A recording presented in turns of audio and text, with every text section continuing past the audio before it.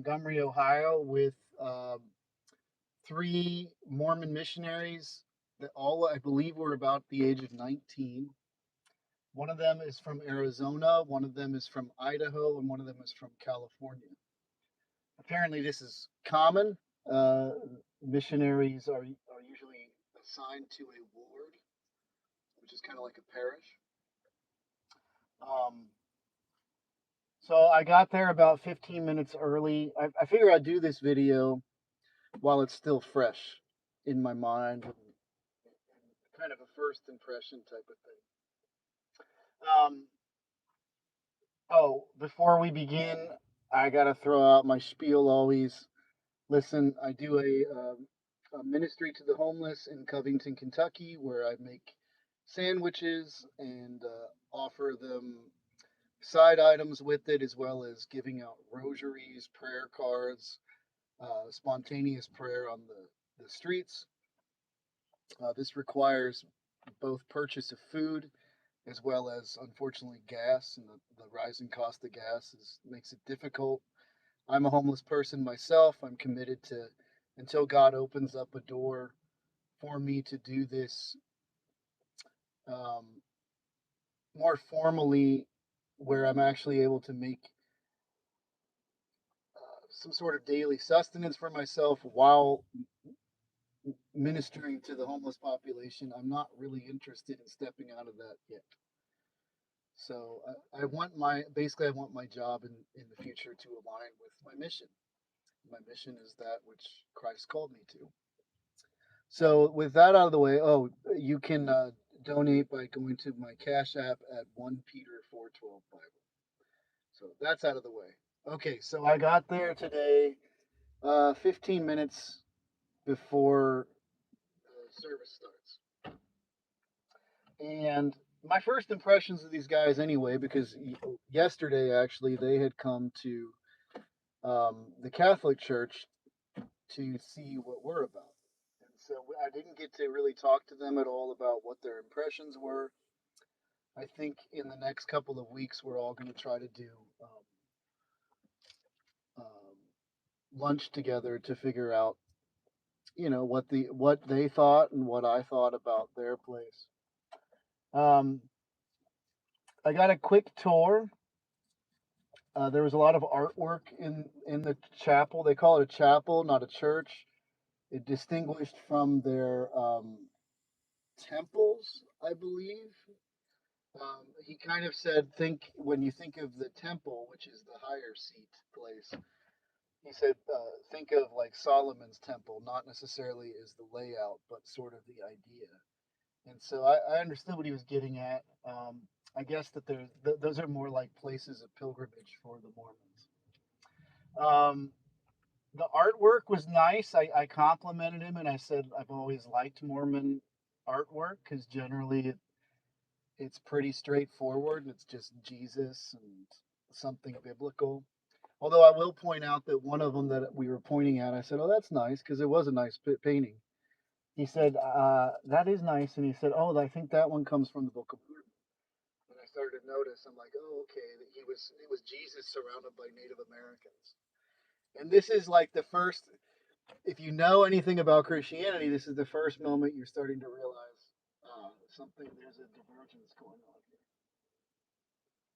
here. And then I got invited into the sanctuary and was told basically that okay, so it was a pretty plain room. There was a table off to the right where they do what they call the sacrament, and the sacrament is similar to communion.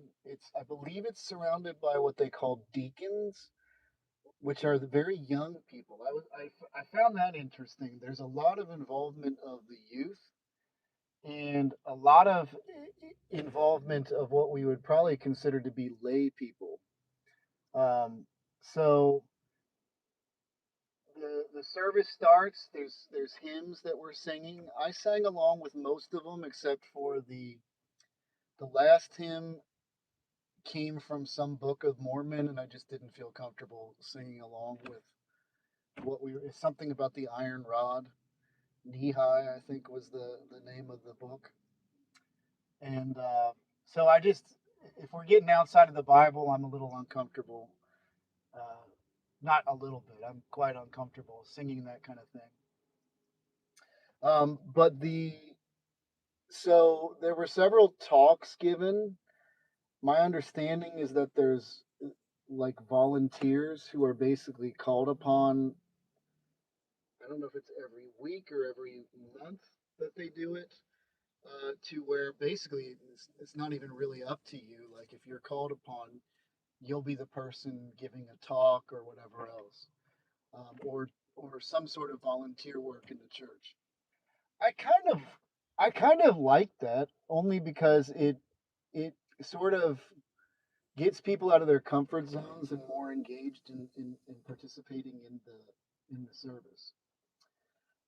So we had a couple of talks, and actually I think it was just hymns at first, and then we kind of hopped right on into what they call the sacrament, which is kind of it's not similar at all to the Catholic communion, but there's bread and then there's water instead of wine. And so first it's gathered around the altar that they have is kind of surrounded by how many? I would say there was about 7 or 8 young men, like very young men. I would I would wager to say they were probably between the ages of 11 and 14.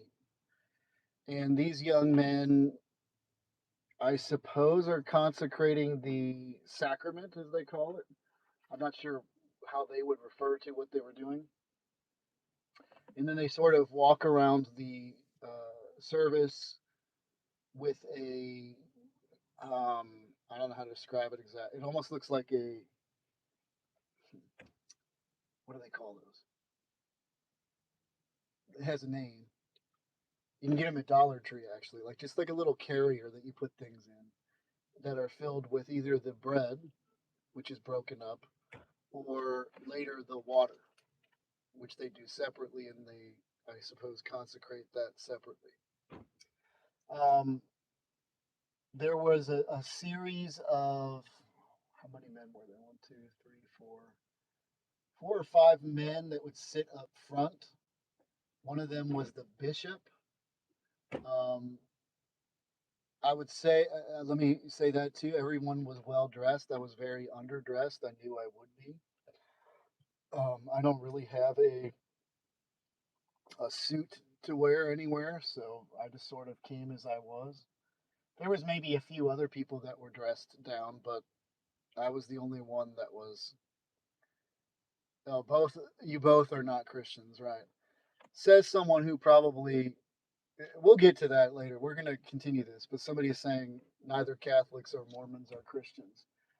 How could you even argue such a point regarding the Catholic Church? You would have to absolutely have your head in the sand about the history of Christianity to say that Catholics are not Christian. That's absolutely ridiculous.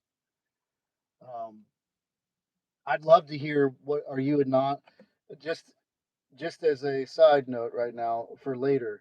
Are you a non-denominational? What denomination are you? Please tell us so that we can analyze where you're coming from.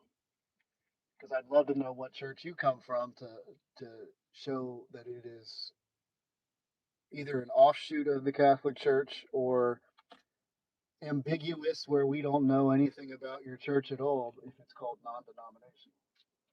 So what does that even mean? Anyway, let's get back to my report.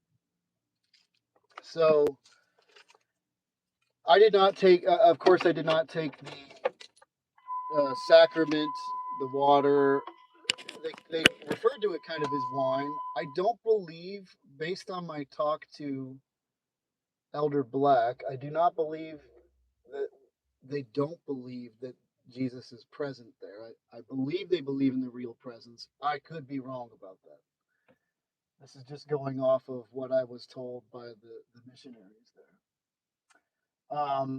He did, it was interesting out in the lobby while I'm thinking of this.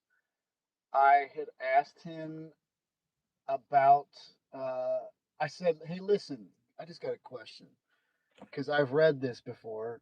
Was Joseph Smith like murdered by Freemasons? And he said, based on what I've looked at, yes, that's probably what happened. And then he just very quickly says like Joseph Smith was a Freemason, and I said, supposedly it was outside of a courthouse where he made a Masonic distress signal and was murdered by the crowd, and that's kind of the way he knows it to have happened as well. So I found that interesting, at least a confession that Joseph Smith was in fact a Freemason, um, and that it is very likely that the Masons had killed him. That's at least something that the Mormons believe. So um, I didn't get into it there. I didn't want to get into it. I did ask. I said, "Is there much of a? Are there many Masons within the Mormon Church?" And he's like, "I don't think so. I mean, I don't think they would be a member with that having happened to him." Of course, I'm thinking, I've done a little bit of diving down the rabbit hole. Oh, the Masons are up in the Catholic Church too. I mean, straight up. Um, but anyway, I still to who's that? JPan4. You both are not Christians. Both are deceived. Please, again, I'm inviting you if you're still here in the chat to please share with us. Are you non-denominational? Are you just do you go to a church at all? What denomination are you of Christianity? If you are, I'd be interested to hear so we can actually have a conversation. Um, so after that, there was a woman that got up to talk about prayer life, which honestly it wasn't that bad. She was the only one who quoted from the Bible. So she said something from the book of Jeremiah to us. The last gentleman who got up and talked, it was a lot of, and I'm not faulting him. I've seen this in the Catholic Church too. I've seen it from priests a lot, like this attempt to create levity and laughter, and a lot of jokes. Um, but when he did start to quote things, it was pretty much all exclusively from sections of the Book of Mormon. And so I was not just completely lost, but I was listening to it, and the portions that he was quoting sounded okay. I think one of them was something about how like you must have the only thing valid is like the atoning blood of Jesus Christ. Sounds good, you know. It made me appreciate as I'm walking away from this place how deception always comes disguised as something plausible. And you really have to. This is where I'm thinking, gosh, do I have to read the Book of Mormon in order to understand better where the problems lie? Probably. I'm pretty sure it'll be in the Book of Mormon where I read about how they believe that Jesus and Lucifer are brothers. Bizarre. I know that the Mormons also believe, I've had this confirmed by other missionaries, that yes, it is actually taught that when you die, if you were pure enough and good enough, that you will become a god of your own universe. These are all things that it's such a giant leap. I mean, it's such a giant leap for the young man to have said to me at the Mass that yes, we Mormons believe, based on looking at the history, that it's either the Mormon Church or the Catholic Church that's the real church. I don't know if he was just being kind. I don't know, but I'm looking at it. I'm saying like, I don't. That's a huge leap for me, son. That's a huge leap. I feel like what's really happening there is like a latching on to a legitimate church and trying to justify your church through that. But let me just say, as I keep saying, had a very churchy feeling. It was oddly enough more informal than I thought.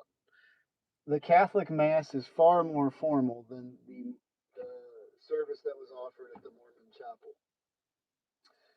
Not to say they were not well dressed, well behaved. It was basically all sitting, which I was expecting some standing and sitting. They had no kneelers, so there's no kneeling time happening in there.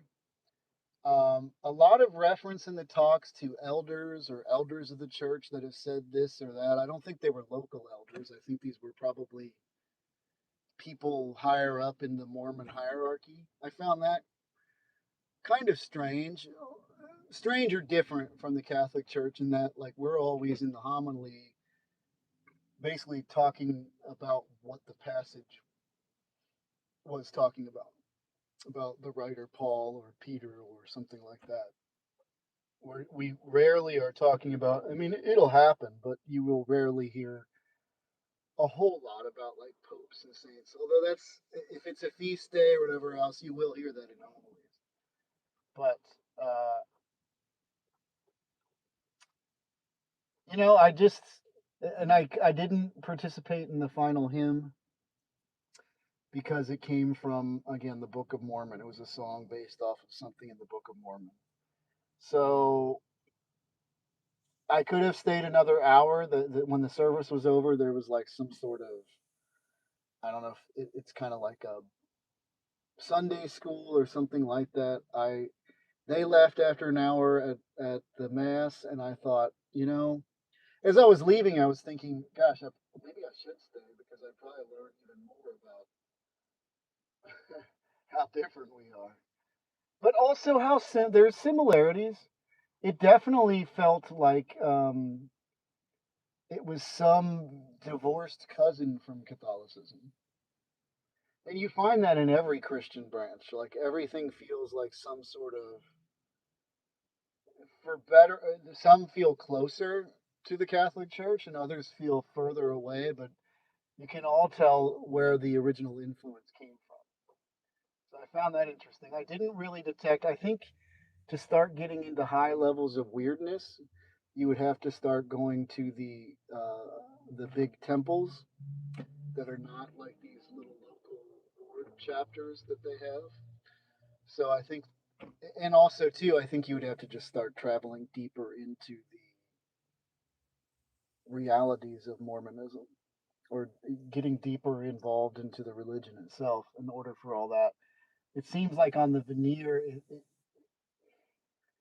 I don't know. I mean, it felt at once familiar and very alien to me at the same time. And I have to admit, even though I've been through a lot of things, and it wasn't super. I've been in worse situations. Okay, that's putting too much of a point on it. But was I comfortable or uncomfortable? I leaned more towards uncomfortable. But I smiled, and but I could tell too by some of the men, especially who were up front, looking down at the congregation, that I was being analyzed a little bit, and it felt a little strange.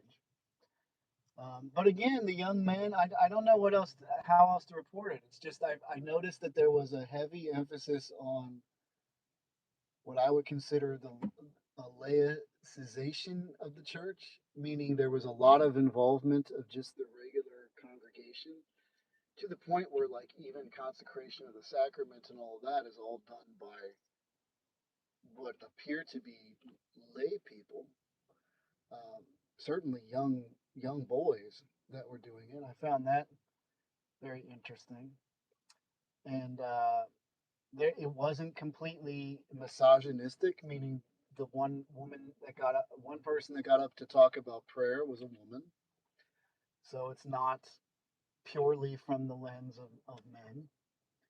Um, I don't know, man. I think I probably am going to need to now use this as a catalyst to learn more about the Mormon Church, because if I'm ever going to be a deacon in the church, as I would like to be in the Catholic Church, the main primary role of a deacon in the Catholic Church is as an evangelist. And so I'm going to be needing to know a lot about these different faiths in order to try to carefully show them where there are differences and ones that are significant. So but I did learn some things. I know a little bit more today than I did yesterday about what they do when they gather.